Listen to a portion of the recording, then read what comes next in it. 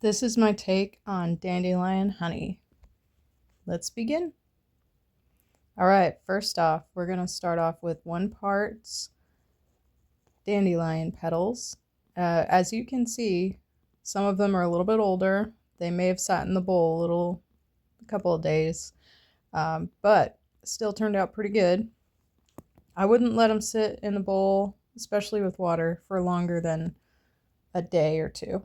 Um, so, but anyways, it's a 1 part dandelion petals, and it will also be 1 part sugar and 1 part apple juice.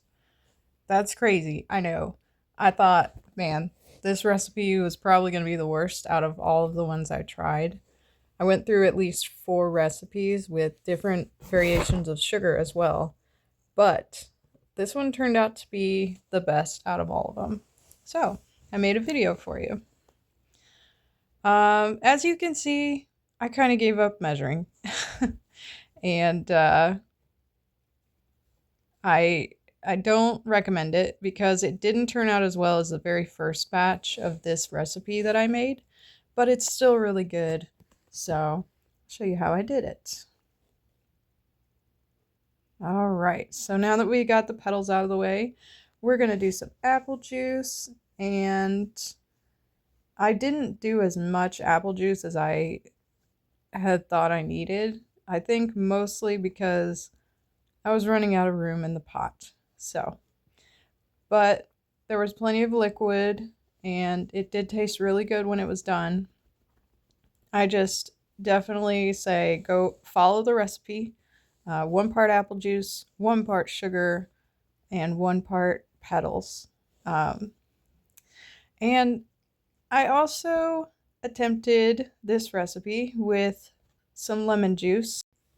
I don't recommend it just because I think the apple juice and the petals were enough flavor for the batch, and the lemon juice, I don't think it added anything useful, but you can try it if you want to.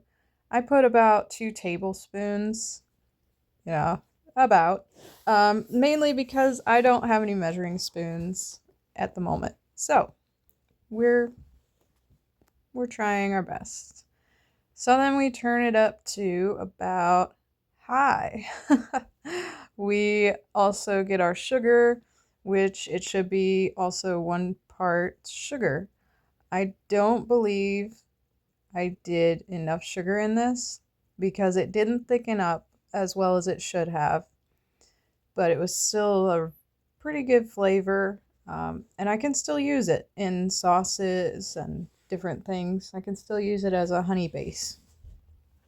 So, put the 1 part sugar in there, get her done.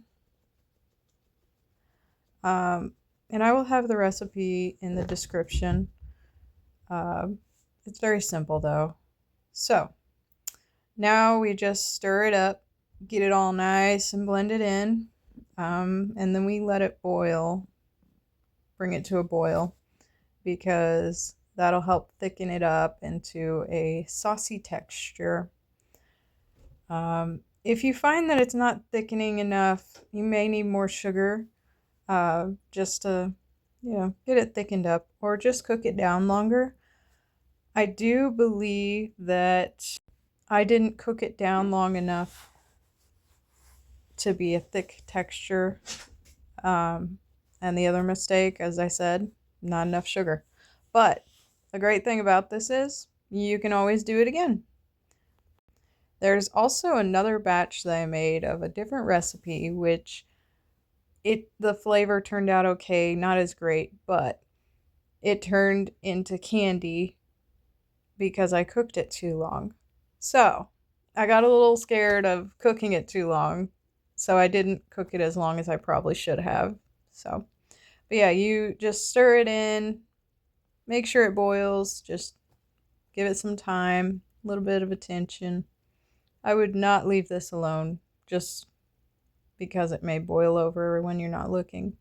As for how long to cook it, I would gauge by thickness, however thick or thin you would like it. Also remember, that honey is very runny whenever it's warm, so I would take it off the burner and let it cool and then see how thick it is, and then I would strain it and use it if you're pleased with it. Just look at this color right here. Very gorgeous. And this is a very simple recipe, but it does work. It tastes just like honey. And my husband even tried it, and he definitely thinks it tastes like honey as well. And here in a moment, we'll see it boiling. See that little bit of oil going on there. And just keep stirring it. Make sure it doesn't boil over. Turn it down if needed, but not too much. You want to keep it at a nice boil so that it cooks down the liquid and thickens the liquid. But this is a great recipe for people who have a hard time with certain pollens, like ragweed or something like that. You know, things that you can't ingest and it makes you sick. I actually started this project because my husband is allergic to a certain type of pollen. But doing this, you can control what type of pollen you use for your honey so that you can control your allergens, which daisies are very good for allergens and stuff. They're anti-inflammatory. You can even use the roots, and then you can use the leaves for salads, but the roots you can use as a tea, or some people may even use it for powder, but you have to harvest those after first frost because then all the bugs are gone. You can clean it better and you won't have any problems with parasites. Alright, so this is how it looks when it boils.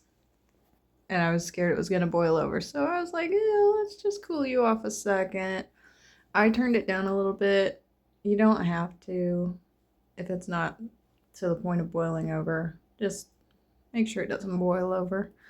And then just keep stirring it. Make sure that all the flavor gets in there from the petals.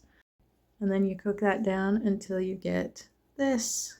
And you're ready to drain it out of your cheesecloth or what have you. It was a little hot, so I had to let it cool down before straining it.